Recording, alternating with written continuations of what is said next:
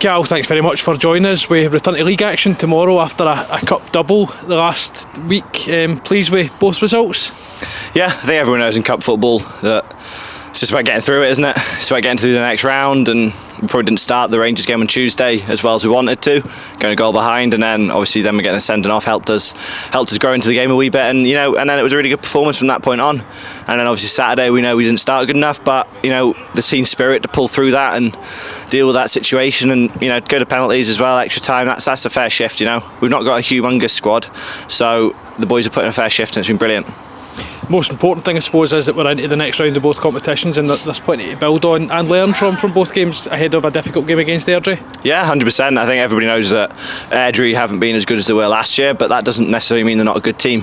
I think they are. They've just maybe not been picking up points where they maybe did last year. They lost a couple of key players, but they're a very good squad, and we've going to go into the game tomorrow, and we're hoping that we can build on that momentum of those two cup wins, or drawing a win and a win. You know what I mean? And hopefully take that into the league form, because our league form had just dipped a wee bit before the cup game, so hopefully that's a wee little kick up, and then we can get on with it. Important that we start the game better than we maybe have done in recent weeks. We've tended to be a goal behind before we've sometimes got going in games. Yeah, definitely. I think that's a frustrating part from our point of view. If we can, the first few weeks of the season, and we went a really good defensively, we were really, really strong. And then sort of the last 3-4 weeks we've maybe been conceding a bit too many chances, and therefore the goals we've conceded are going up. But we know we can get back to that defensive solidity that we had at the start of the season. And I think that's what we focus on, and make sure that grow our way into the game, ease our way into the game, because Airdrie will come.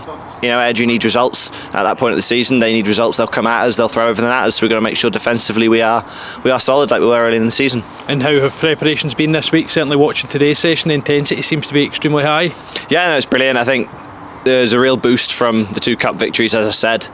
I think it was a difficulty with the last sort of 2-3 league games and hadn't gone our way and things like that. And sometimes that can bring a little bit of a mid-season lull, things like that. But that hasn't been that with the boys. It's been brilliant. We've really kicked on, and the two results can hopefully galvanise our form and kick back on and get a good unbeaten run going, hopefully. And on a personal level, you've won the November Player of the Month award. Not for the first time, you'd picked it up several times last season.